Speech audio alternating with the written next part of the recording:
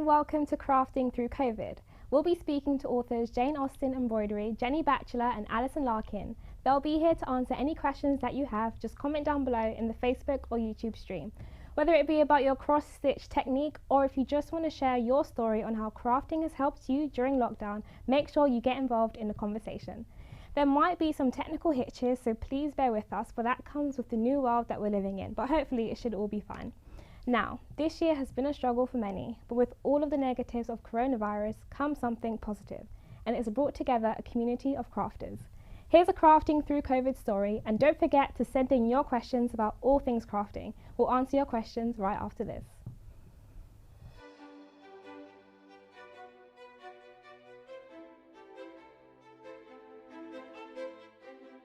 My name is Jennie Batchelor. I'm Professor of 18th Century Studies at the University of Kent.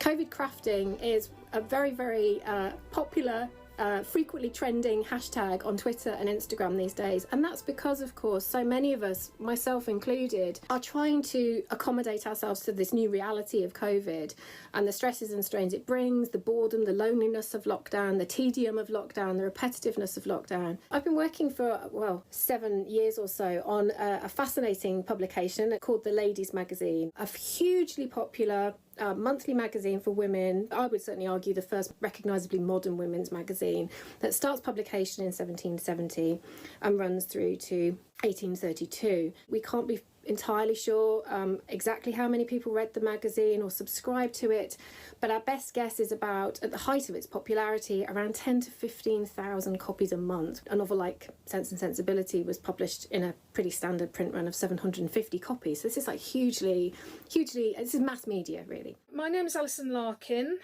I'm an embroiderer. When Jennie posted pictures of the patterns that she had found in the Ladies Magazine, I pounced on them because this was real Georgian embroidery patterns. They were authentic patterns. What could I do with them? And we were talking about ideas about getting the patterns out there and how we might spread the word. And the idea of the book came out, Jane Austen Embroidery. And it came out about 2 weeks before lockdown in the end. Embroidery has been an absolute godsend. I know of a lot of friends in embroidery circles who have been using embroidery as a way of coping with lockdown. We've had some really wonderful responses to the projects in the books. We're finding that people are approaching the patterns now with creativity and flexibility. So one of my favourite examples recently is someone who in the US who has been taking some of the motifs from some of the patterns and putting them on COVID masks. Personalising their COVID mask with a Ladies Magazine pattern from 200 years ago. I mean, I absolutely love it. My name is Susan Bennett, and I'm a headshot photographer based in St. Louis, Missouri. Like a lot of Americans, I have not been able to work since March. My business has been entirely closed, and I found myself at home really worrying a lot and leading a very quiet and confined life, as Jane would say. I ordered the book right away. I had not done any embroidery in probably 8 to 10 years. I think the thing that's so exciting is feeling more connected to Jane Austen. Like, these are patterns she may have worked on, and I really want to thank Jennie and Alison for doing the work to put this together in a format that we can use. I'd felt for a while that I wanted to create 3D embroidered flowers in pots, and one of the Ladies Magazine templates was perfect for an 18th century inspired pot for my embroidered paper poppies. I now make auricular pot plants, which are proving really popular, even more so during the pandemic. One of the wonderful things about needlework, about other forms of craft, and about making is it feels like you're putting something together when the sands are shifting under your feet and things are breaking down. We're sort of making a new community around the magazine, this wonderful coming together of people who are making and recreating these patterns 200 or 250 years after their first publication right now, and I think that's just wonderful and very much in the spirit of the magazine itself.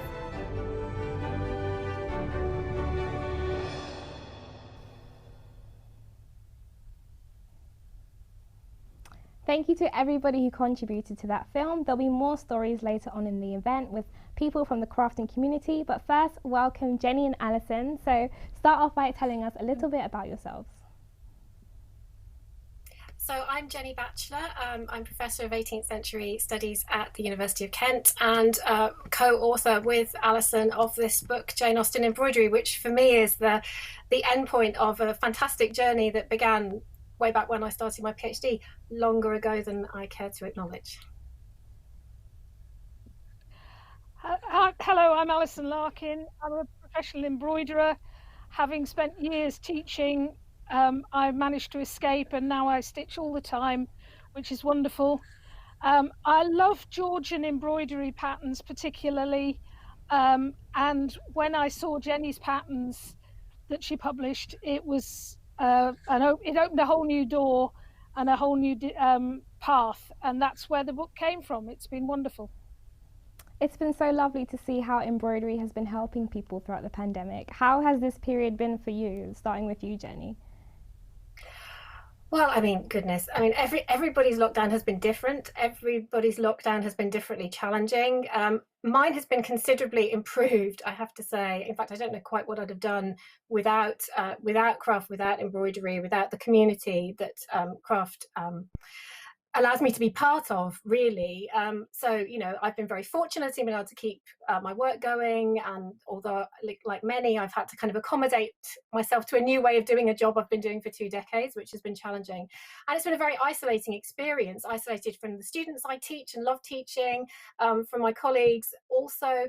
But also, I mean, you know, I have a family member who has a medical condition, which meant none of the people who live in the 4 walls I'm in actually left the house beyond our front door for 3 whole months.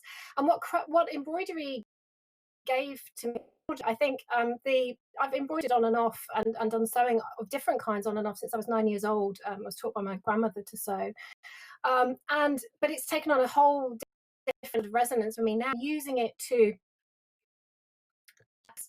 slow down time, to force myself to slow down and to focus and to let my mind wander and just give myself a kind of space, really, in which to disengage from some of the stresses and strains that we're all feeling right now.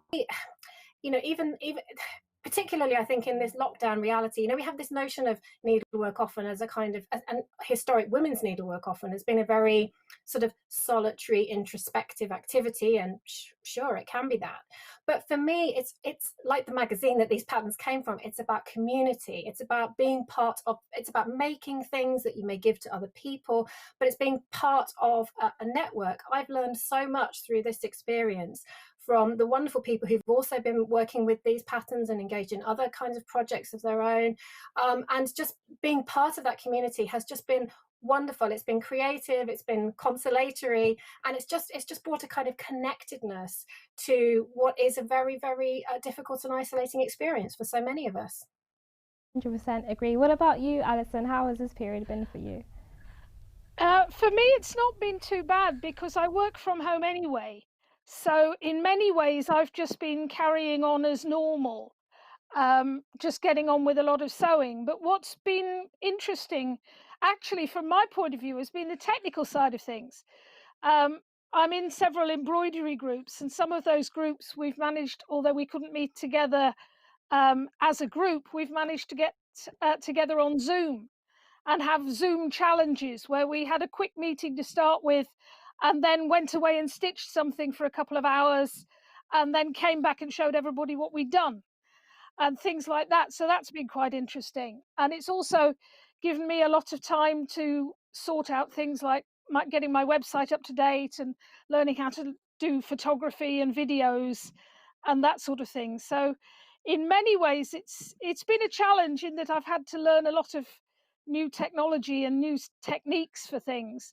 The stitching has been work as usual in many ways, but I've got a lot done. It's been wonderful because a lot of my other activities like classes and lectures obviously have been cancelled. So I've just been able to get on with lots and lots of stitching, which has been wonderful. Hearing your passion for embroidery and stitching and all of these things is just so delightful to hear, because there's nothing like having something to look forward to in the morning. But Alison, in particular, why do you think needlework has gained so much popularity with people during lockdown? I think it's been of use to people because there's so much you can get from needlework. It's restful. There's a lot of evidence how much help it can be against stress and easing tension, easing anxiety. At the same time, it's creative.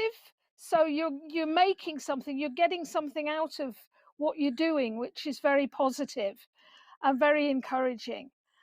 I think as well, there's a little bit of comfort in there, because certainly those of my generation were taught to do needlework at school. You know, it was something we all did in primary school, or most of us did. And I think there's been a little bit of getting back to, not quite back to childhood, but back to something that feels comfortable and safe, and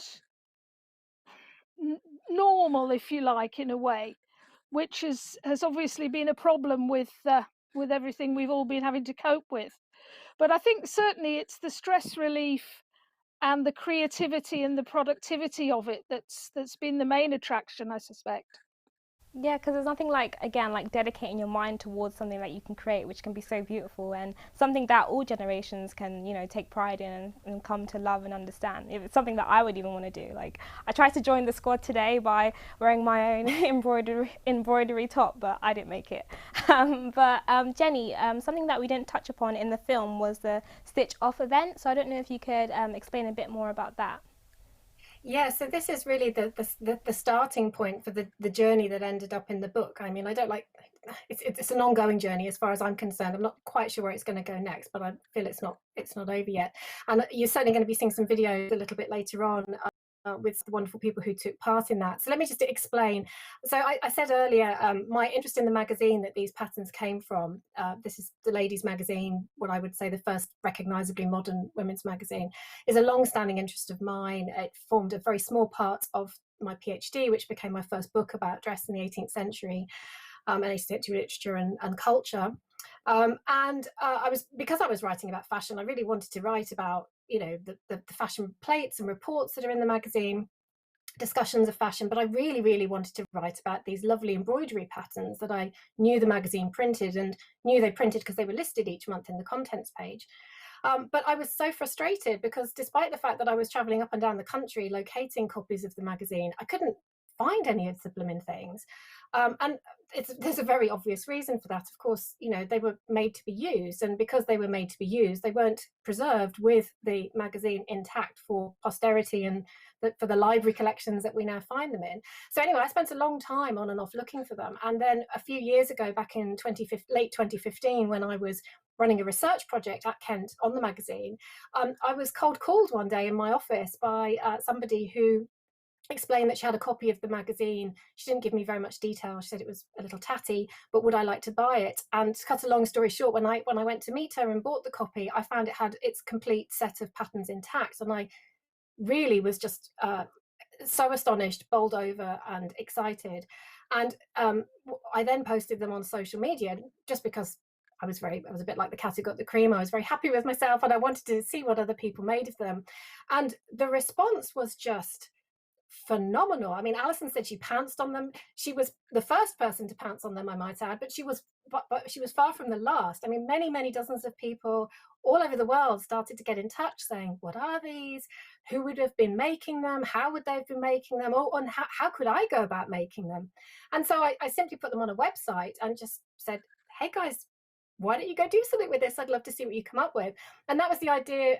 That was the idea then that led to a project which I called the Great Ladies Magazine Stitch Off, the Stitch Off as it is still its hashtag on Twitter, where a number of people either recreated the patterns in historically faithful ways, or were interested in modernizing them, perhaps using other media such as crochet or even quilting, for instance. I mean, you're seeing some of the lovely objects at the moment. It was just wonderful. And people started sharing their making in progress on social media, particularly on Twitter and on Facebook. And then we had this wonderful opportunity to have an exhibition, to be part of an exhibition that was held at Chawton House, at the Elizabethan Manor House that belonged to Jane Austen's brother Edward Austen Knight, back in 2016, to coincide with the anniversary of the publication of Jane Austen's Emma. And we occupied a room of that exhibition, and it was just such a delight listening to the visitors' responses and seeing their seeing their reactions to these wonderful patterns coming back to life after so many years. And in fact, we ran some embroidery workshops on the back of that as well, which was really terrific. So yes, and so that was the stitch off. And then the stitch off led to the production of this book, because having put the patterns out there, I mean, patterns, it turns out, are a little bit like public transport. You spend a long time waiting for one, and then many more come your way. So I now actually have quite a collection. Alison has a collection herself. And we wanted to, reflecting on the fact that there were still a number of people who were very interested in and curious about these patterns, but were rather put off by them, not least because in the magazine itself, they were never printed with instructions. So you simply get the pattern in the magazine. There's no information on scale. There's no information on stitch choice, on color schemes. The magazine clearly assumes a very high level of competency and trusts its makers with a degree of taste and artistic ability to be able to recreate these patterns. And so what we thought we would therefore do is we could do some of that work for people. And so working with Alison to produce this extraordinary sort of series of projects which are in the book, which have very detailed and clear step-by-steps to make these patterns accessible again to modern makers. Seeing how popular this project has become, has it changed your perspectives, and seeing what other people have done with the patterns and things like that, has it changed your perspective on 18th century patterns and women? Yeah, yes, it really has, actually, because I think so. Part of what's changed for me, I suppose, is that a small amount that's been written about the ladies' magazine in the past. When it's talked about fashion, it's focused on the images, the fashion plates that appeared in it latterly, and they are gorgeous, and it's understandable. People want to talk about them, but they're very aspirational, shall we say. I mean, most readers of the magazine could not have afforded the stuff that they were seeing in the plates, rather like I can't really afford the stuff that I might go and see in Vogue. But the patterns are eminently practical. So it seems to me that they are a kind of gateway to Georgian women's domestic lives in a way that the plates aren't quite. They're sort of at one remove from many readers' realities. But as I said earlier, one of the other things that really struck me, not only trying to recreate them myself, but seeing the wonderful work that other people were doing. And I'd be really interested to know what people watching this might have experienced and thought while they were doing it themselves, was, as I say, that kind of the choices that you had to exercise as a maker of these patterns, the creativity, the versatility of the patterns. These were things that had never really struck me before. So you had to have a degree of technical competency, as I say, to do this, but you also had to make a number of creative choices. You know, one rendering of the pattern by one person in a house in Gloucester might be very different from somebody, you know, down the same street or in a different town. So I think appreciating some of that, thinking a little bit about the kinds of creative license that they afforded, the different ways that people would have worked with them, I think really did alter my perspective somewhat, and gives a very different perspective, as I say, on readers of the magazine and on Georgian women more generally than this focus that we've had in the past on these plates, which are really gorgeous and sumptuous, but not necessarily reflective of the reality of many of these women's actual domestic lives. Strolling in from the internet, and Alison, I must say, people are loving your outfit. I'm so glad that you decided to wear it tonight. But going back to the patterns, Jennie, and perhaps Alison, maybe you can answer this. They're asking whether you've traced the descent of some of these patterns, because somebody said that the patterns look like schoolgirls' embroidery patterns from the 1800s. So they're asking if you have traced the descent of these patterns. So I can speak a little bit to that. So yes, so once I found them, obviously I then wanted to know everything I could about them, and it's in fact very difficult to find concrete information about them. One thing we do know is that when the patterns first started to appear in the magazine, remember those circulation figures I was saying earlier, these are really, really high. Professional pattern drawers became incredibly irritated by the magazine undercutting them effectively by making domestic embroidery patterns commercially available on a large scale. Without magazines like this to issue patterns in large number, you know, you'd have to go to the haberdashers and buy it from there. And the haberdashers and pattern drawers got very, very upset with the magazine, and there's an angry war of words in the newspapers around it. tracking the actual patterns themselves and how patterns circulate in the magazines is quite difficult to determine. So I can't tell you for sure that I can't be certain that the patterns are original to the magazine, but I haven't found any yet that I have found published earlier elsewhere. I have, however, found many examples where patterns in the ladies' magazine subsequently appear in later periodicals, sometimes ones that come out just 2 or 3 months later. So there's a magazine, for instance, called the Hibernian magazine, which quite flagrantly publishes patterns in the ladies' magazine 3 months later, like on repeat. It just keeps doing this. So I've certainly seen them circulating elsewhere, and indeed traveling to America as well. That's something else I've been tracking recently. But yes, I'm sort of in the very early stages of thinking about some sort of image recognition, image matching technologies that might enable me to do a more kind of scientific, if you like, tracking, because at the moment I'm sort of relying on scrolling, manually going through big archives and remembering things. But we certainly have found examples of that, and indeed a colleague in the US, Dr. Alicia Kerford at SUNY Brockport University, did just that when she was working on one of these patterns for the stitch off, a shoe pattern for embroidering a shoe upper, and thought, I've seen that before. And it turns out there are a pair of shoes in the Victoria and Albert Museum which are made using precisely that pattern, and which they hadn't been able to date very specifically, although they knew roughly what decade it was from. And we were able to say, actually, no, Alicia's seen it, she recognises it, this pattern came out in the 1775 ladies magazine. So that's a fantastic question, thank you for that. It's really complicated, it's very much a work in progress. Alison, did you have anything to add on that about the descent of the patterns? A couple of things. There's been one interesting thing that I've established. There's a couple of pattern books at Gawthorpe Hall near Burnley, which were somebody's two different ladies' private collection of patterns. This was something they did quite a lot. They would get a notebook or something like that, and whenever they came across a pattern that they liked, they would trace it into their notebook and keep it for future use. And what was interesting is that in one of these two books at least, there are a couple of patterns that I recognised as being from the ladies' magazine. Now that's interesting in that the date on that particular workbook was 1824. So this is obviously, the pattern dated from 1808, I think it was. So this was obviously a pattern that somebody had kept and perhaps passed on to the owner of this workbook, or she'd kept it herself and then copied it over because she wanted a more permanent record or something like that. So they're certainly being kept and circulated and passed on later.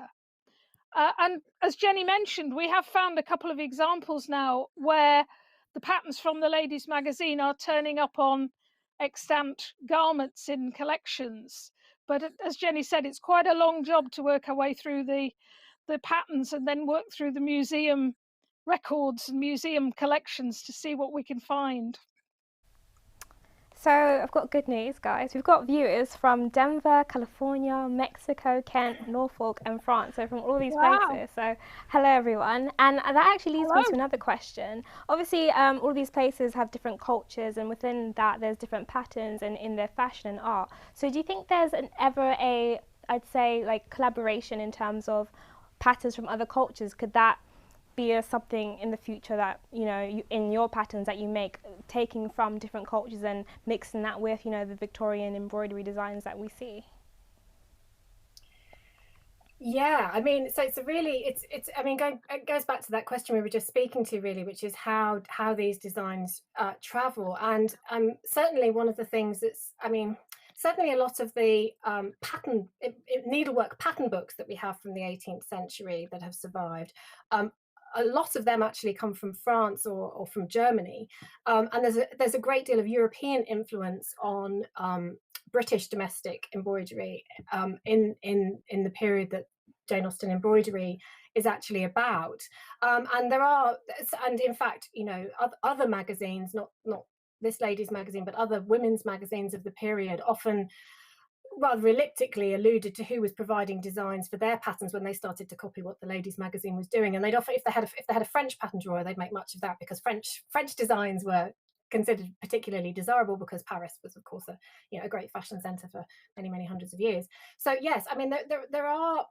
are cultural inflections to this, and I think that's really very interesting. I think one of the things that was so great about the stitch off, and indeed is one of the things that's so great with what people are doing with the projects now, is that people are playing around with them in those kinds of ways, and either through modernizing them, through bringing in different cultural influences, often through using the patterns with mixed media or different kinds of media. So yes, these things are happening, and I think it's really really wonderful. One of the things about the patterns not having instructions in the original magazine, of course, is that, as I say, there is this sort of flexibility around them. There is a room for maneuver. In fact, it was even embedded in the titles of the patterns, because they often had a title like, I don't know, a new and elegant pattern for a gown, etc, etc, etc, and that sort of etc, etc, etc is not laziness on the part of the person who set the type for that particular plate. It's because the pattern could be used in different ways and for different kinds of functions. I mean, clearly cultural conventions would have meant that people weren't interpreting them too outlandishly at the time, of course, but I think it nonetheless shows that they were imagined for different purposes, different garments. You could take one motif from a more complex design and transplant it onto a shawl or an apron or something. And I think, now I would really strongly encourage people who are looking at these patterns and thinking about working with them to, yes, precisely play about with those different cultures and traditions, because needlework is a global craft, and there are it's a global craft community around needlework, and so much to learn from these shared histories that we have around that craft. So yeah, I would be thrilled if people were using the patterns in those ways. Thank you, Jennie and Alison, for answering our questions, and thank you for everybody for sending in your questions and from tuning in from various parts of the world. We're going to take a small break to hear about some of the people that have sent in their stories of craft through lockdown, and any questions you have, don't forget to comment them down below.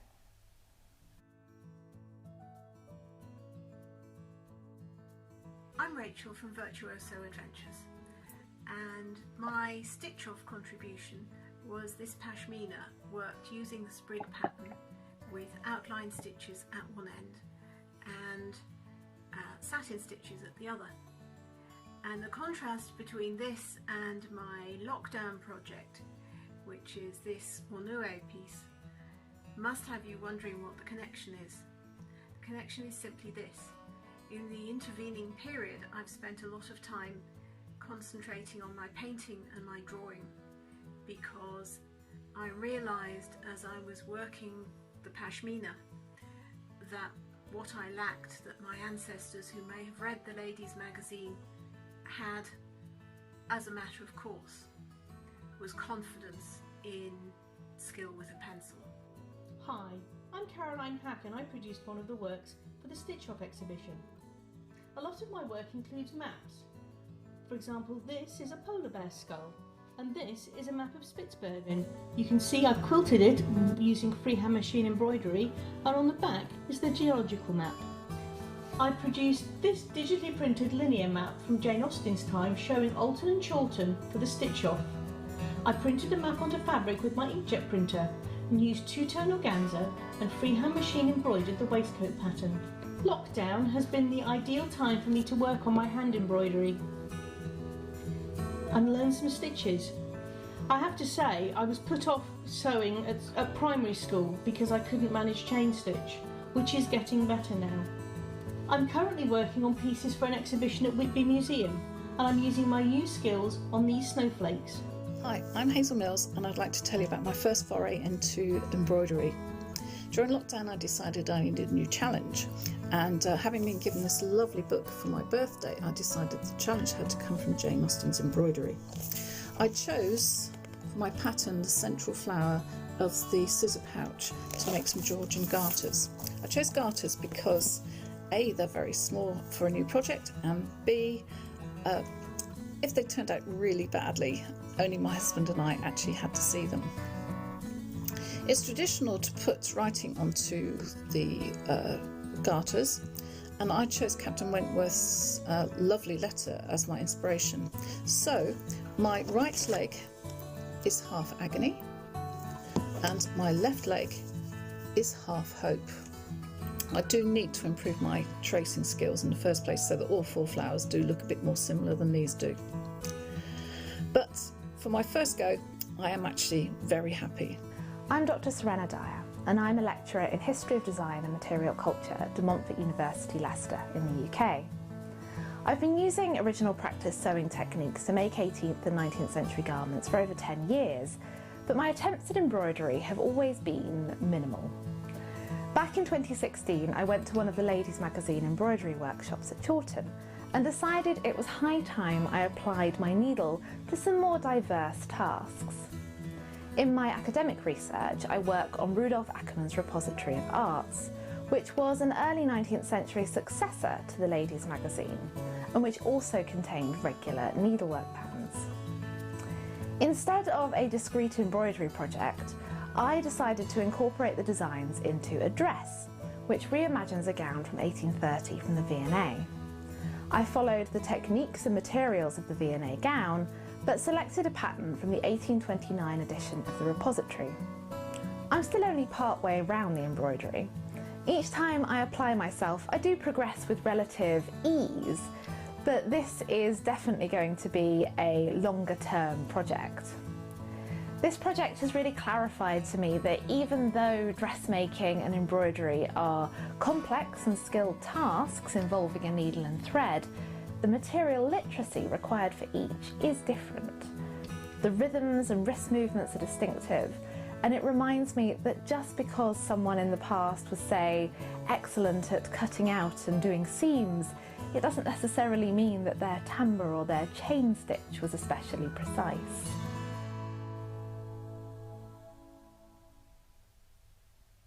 Thank you so much for the video contributions, and don't forget to keep commenting down below your questions on the stream. So guys, I want to talk more about the book. A lot of people online are commenting about it. So one viewer asks, will more books be coming out soon? And Alison, we'll start with you. More books. Well, I've certainly got ideas for other projects which we didn't use in the book as it stands for whatever reason. So there are certainly things we can do there.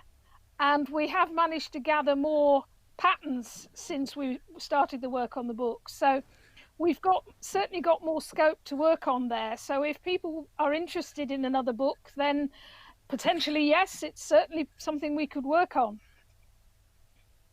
And Jennie, what about you? More books?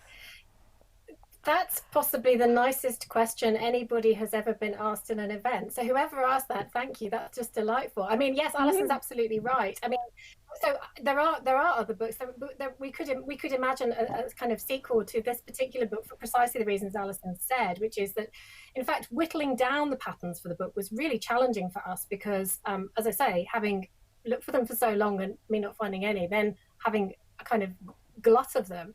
And wanting to do all of them, it was very hard to work out and rationalize the choices, but we tried to sort of stage them so that we could speak to different levels of ability and different styles of embroidery. So we had, there was a good rationale for our choices, but it meant we had to leave a lot out, so we certainly could. And my work on the Ladies Magazine itself, of which this is just the embroidery patterns are a very small part. I mean, the magazine ran for over 6 decades, 12, 13 issues a year. For that period. I'm just in the process at the moment of finishing a book about the magazine, which is about all of its content, so not just its embroidery patterns, but its fashion plates and its serialized novels and its travel writing and its educational writing. So for me, working with both from the needlework side of things, but also from the point of view of the magazine itself and about women's periodicals and trying to fully reinstate them back into our collective memory and literary history, that's far from done business with me. That's a career, I hope, for me.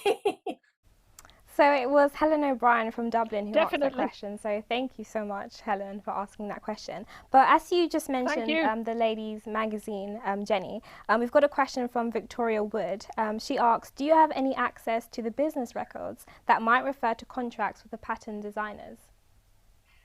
Thanks, Victoria, who I know from Twitter, I think. So the answer to that is an emphatic no, I'm afraid. So one of the difficulties in general in working on the magazine, not just the patterns, but the magazine as a whole, is that we don't have a publisher archive for it. So its publisher for most of its history, all but a couple of years really, was the Robinson family. So initially, for its first 31 or 32 years, was George Robinson Sr., who was the largest wholesale bookseller in Britain at the time. So phenomenally important and influential man. He was then succeeded by his son, who only survived him by 10 years, who was also called George. And then his two sons, one of whom was also called George, this is very confusing, and his brother Samuel. So the magazine is held by that firm for a long period of time. However, despite the firm's incredible success, it was beset by problems. The first of which were in 1803, after George Robinson Sr.'s death, was a very devastating warehouse fire. And common wisdom has it that a lot of the business records associated with the firm kind of went up in smoke with a lot of other assets that they had. And unsurprisingly, despite the fact that the firm and the magazine survived this devastating incident, in fact, there were subsequent bankruptcies within the Robinson firm, all of which has meant that things are chaotic and there is really nothing, except there are odd little bits and pieces. There's a surviving ledger which is in the Manchester archives. There are odd receipts and things that you can find. Unfortunately, none of them pertain directly to the ladies' magazine that I've found so far. I've looked in many archives up and down the country and in consultation with US libraries, and none of them refers to the patterns at all. The one thing I will say is that I have fairly recently found one pattern which actually names the pattern drawer on it, only one. And I've been doing some work on him. He was based in Salisbury, and I found some of his business records and trade cards, and it looks like a lot of haberdashers and pattern drawers, as if basically he made and sold everything out of his shop in Salisbury, from lotions and potions to producing these wonderful patterns. But that's a very rare instance in the magazine. So I'm sorry I can't give you a fuller answer, but it's a source of endless frustration to me that those records don't seem to exist, but they just don't seem to have survived. Going back to the book, Alison, do you think that the book would have performed differently outside of lockdown, if there wasn't a lockdown? It's difficult to answer that, really. I mean, I think it's surprised both of us in how much interest there's been in it and how well people have taken to the patterns. I think perhaps there's been more immediate use of the patterns and people have been moving faster perhaps into the production side of things than they might have done if it hadn't been locked down, when people would have been busier and working or whatever. But it does seem to have been popular with a lot of people all over the place, which is wonderful. I mean, thank you very much, everybody, for going out and buying it and having a go at working with this. It's been a wonderful experience. Once again, Alison, online, people are loving your outfit. Somebody said, "Oh, I'd love to have a skill to make that collar." So, quite the famous one this evening. Nellie Luckett, Nellie Luckett from Facebook asks, if you have one tip for speeding up hand sewing and embroidery, what would it be? Learn to do tambouring. Tambouring was a technique that was popular in the end of the 1700s and right through to the middle of the 1800s.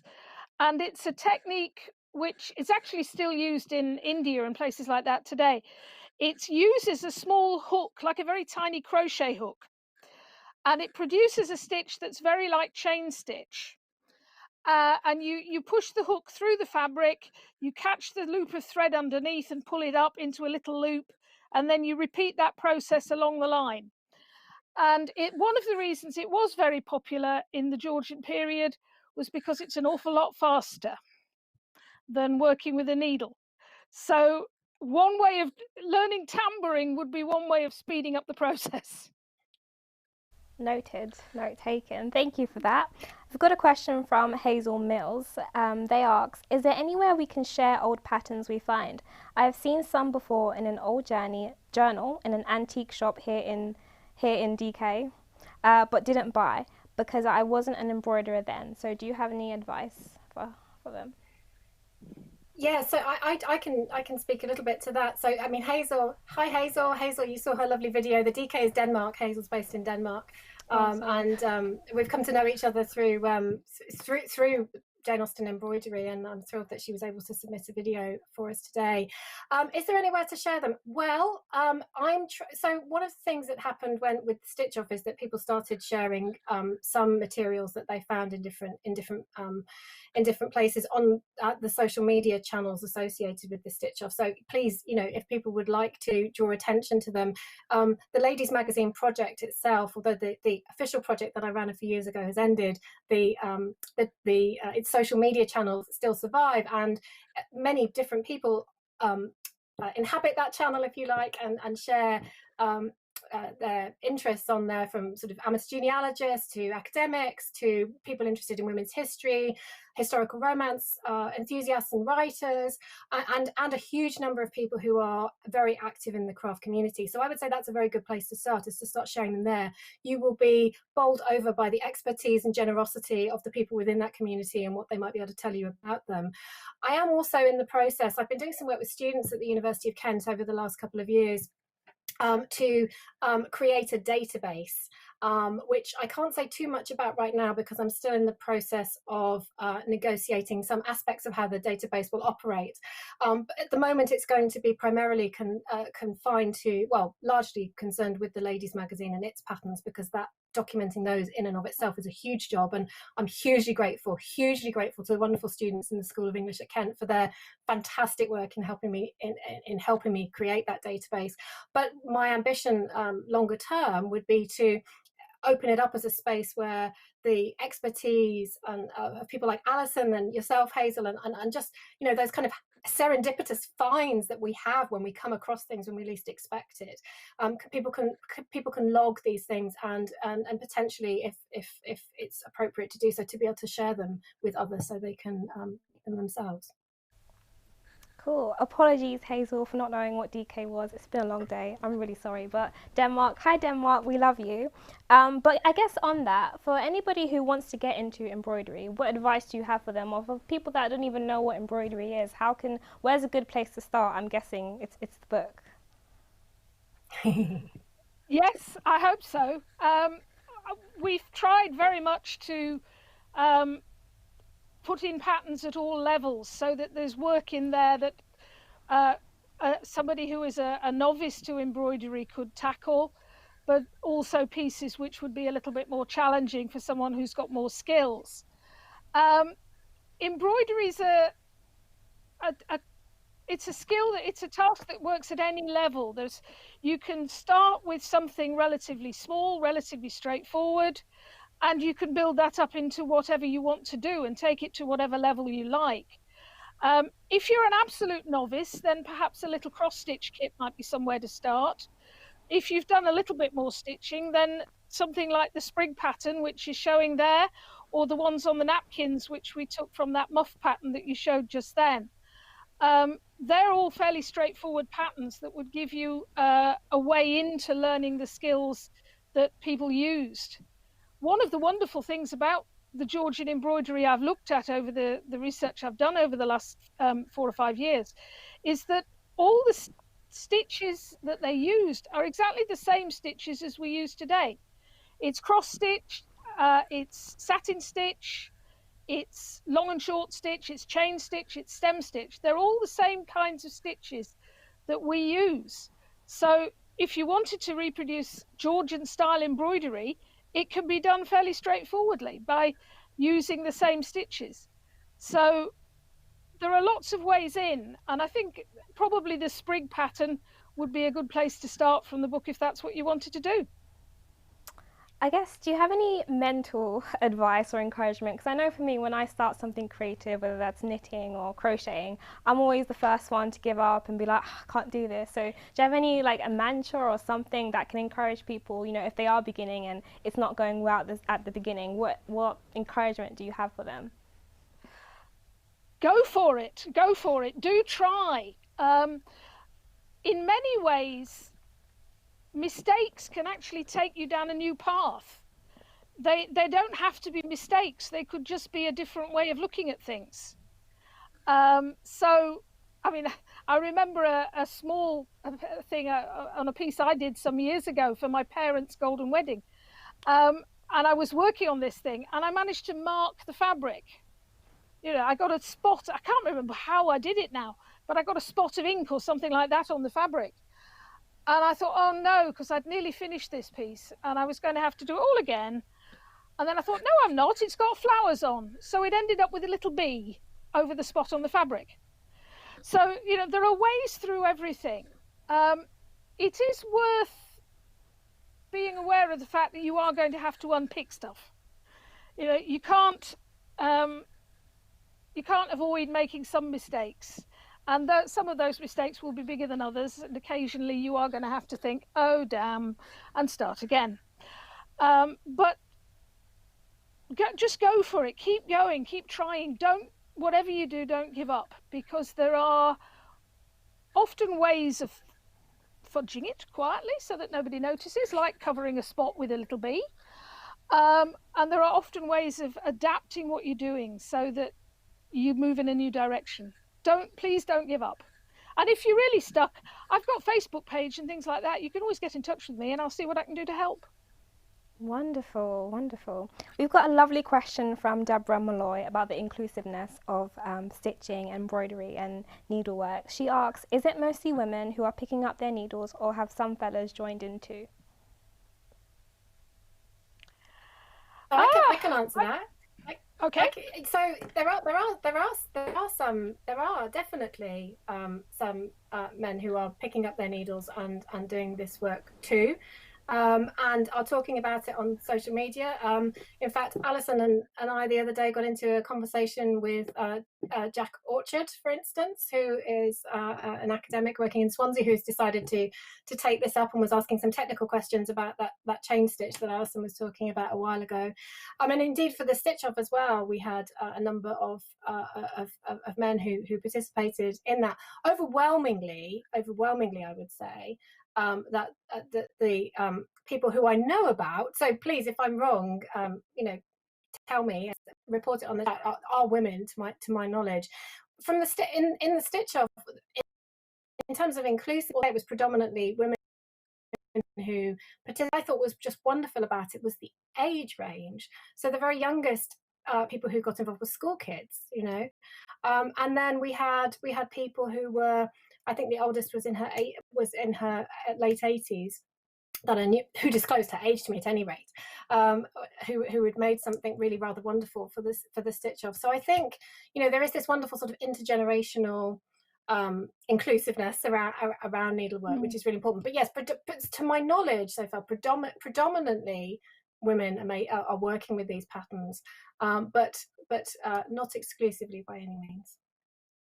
We've got another lovely question from Emily Manktelo. She asks, and hopefully I got your name right, Emily, apologies if I didn't, but she asks, as a historian who loves to knit, sorry, not embroidery, any tips on bringing your hobby into your work so successfully? Well, there are patterns. There was knitted material and knitted stuff out there in the Georgian period, although it doesn't seem to have survived quite so much in the museum collections. Whether that's because people haven't collected it because they didn't think it was interesting, or just that the knitted pieces tend to be worn until they fell apart.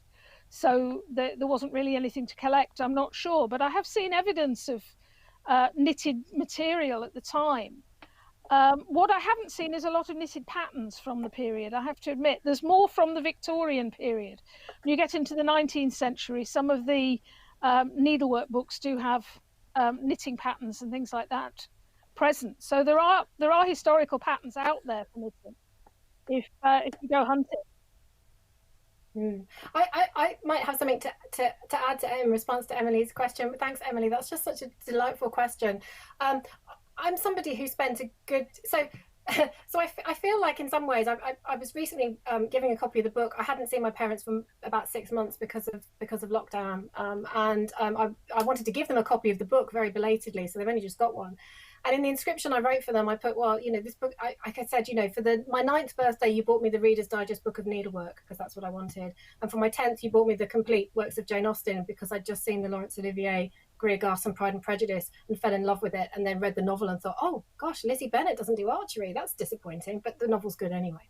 So anyway, but having done those two things, my inscription to my mum and dad was, this book is your fault. But I spent a lot of my my research, my PhD and subsequent publications being very determined not to work on either craft or Jane Austen, because I felt that was, would be rather a busman's holiday, and one has to have some pleasures in life that aren't tied up with one's work. Although in this new COVID world, the lines are increasingly blurred, of course. But in fact, I felt like it sort of became inescapable. It wasn't that I decided that that I was suddenly going to work on things that really interested me personally as well as professionally. It's sort of these things decided themselves for me. And I think if knitting is your thing, I mean, there's some wonderful work that needs to be done, because there is some wonderful work out there already, but there is lots of work that needs to be done. One of the things I've become minorly obsessed with, and really need to stop obsessing about, because it's not something I have the time or the energy or the expertise to work on, is knitted pincushions. I'm obsessed with knitted pincushions. There are loads of them in the Georgian period, and many of them have survived because many of them were produced in particular schools, and some of those schools' material archives have been very well preserved. So there's plenty of work that can and needs to be done out there, Emily. So if you would like to start doing it, I'd be very, very grateful to read the results of it. I've got another question from Fariha. She asks, nowadays there is so much about how crafting helps with mental health. Did a similar discourse exist in the 18th century? I.e., is there an understanding of how embroidery and crafting could be good for you in the 18th century, or does this idea come later? Yeah, so I can speak to that a little bit as well. What a wonderful question.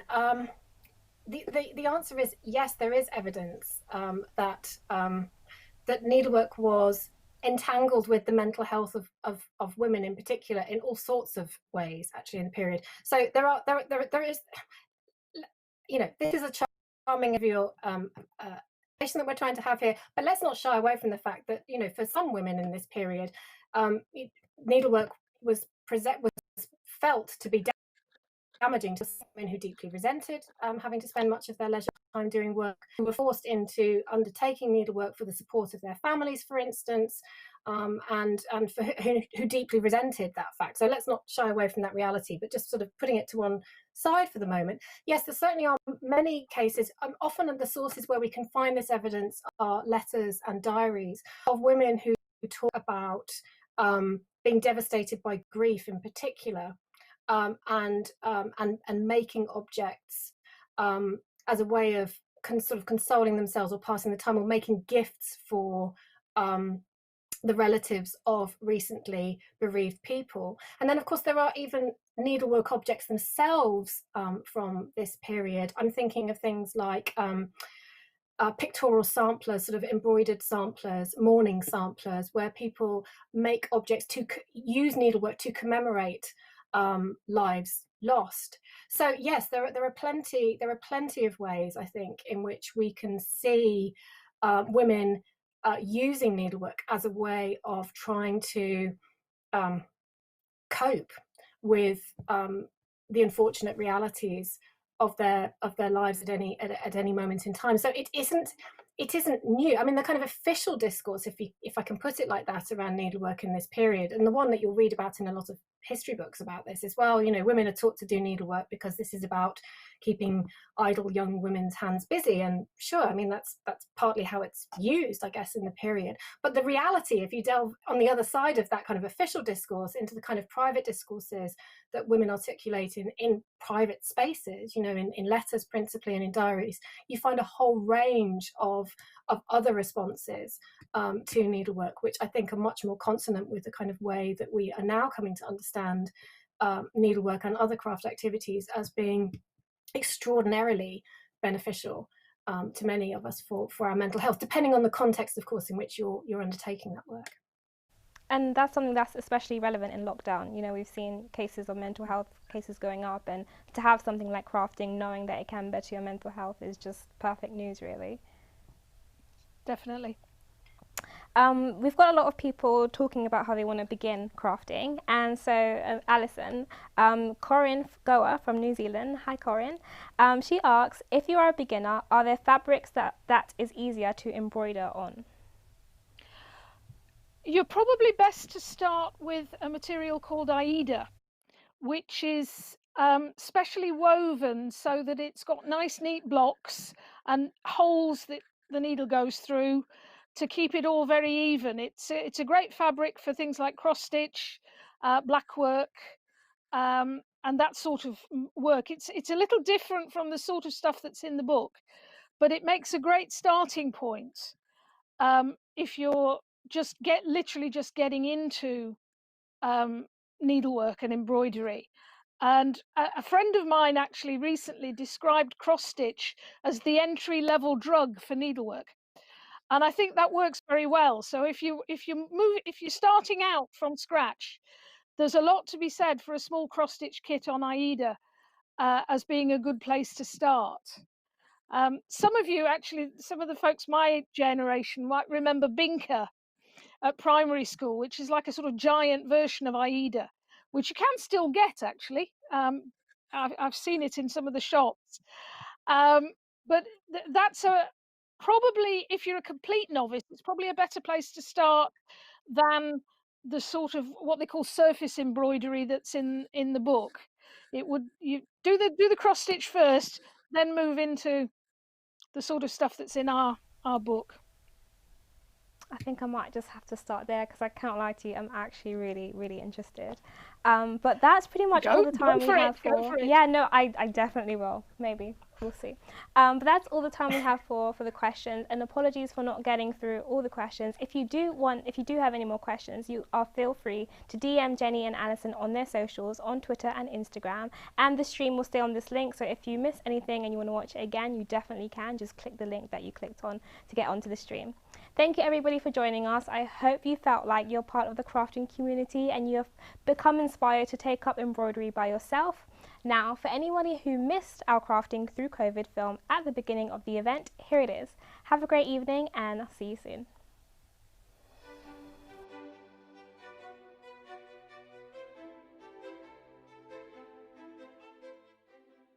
My name is Jennie Batchelor. I'm Professor of 18th Century Studies at the University of Kent.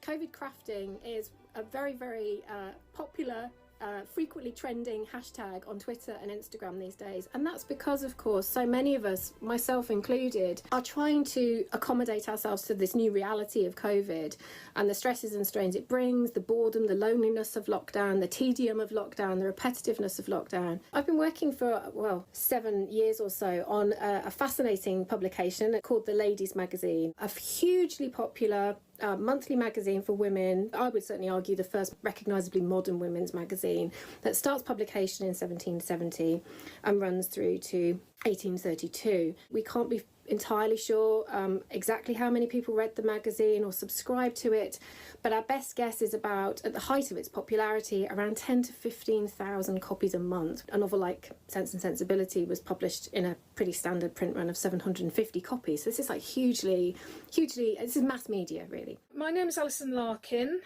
I'm an embroiderer. When Jennie posted pictures of the patterns that she had found in the Ladies Magazine, I pounced on them because this was real Georgian embroidery patterns. They were authentic patterns. What could I do with them? And we were talking about ideas about getting the patterns out there and how we might spread the word.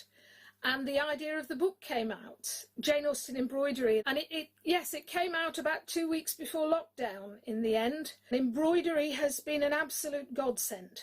I know of a lot of friends in embroidery circles who have been using embroidery as a way of coping with lockdown. We've had some really wonderful responses to the projects in the books. We're finding that people are approaching the patterns now with creativity and flexibility. So one of my favourite examples recently is someone who in the US who has been taking some of the motifs from some of the patterns and putting them on COVID masks. personalising their COVID mask with a ladies' magazine pattern from 200 years ago. I mean, I absolutely love it. My name is Susan Bennett, and I'm a headshot photographer based in St. Louis, Missouri. Like a lot of Americans, I have not been able to work since March. My business has been entirely closed, and I found myself at home really worrying a lot and leading a very quiet and confined life, as Jane would say. I ordered the book right away. I had not done any embroidery in probably 8 to 10 years. I think the thing that's so exciting is feeling more connected to Jane Austen, like these are patterns she may have worked on. And I really want to thank Jennie and Alison for doing the work to put this together in a format that we can use. I'd felt for a while that I wanted to create 3D embroidered flowers in pots, and one of the ladies' magazine templates was perfect for an 18th century inspired pot for my embroidered paper poppies. I now make auricular pot plants, which are proving really popular, even more so during the pandemic. One of the wonderful things about needlework, about other forms of craft, and about making is it feels like you're putting something together when the sands are shifting under your feet and things are breaking down. We're sort of making a new community around the magazine, this wonderful coming together of people who are making and recreating these patterns 200 or 250 years after their first publication right now, and I think that's just wonderful and very much in the spirit of the magazine itself.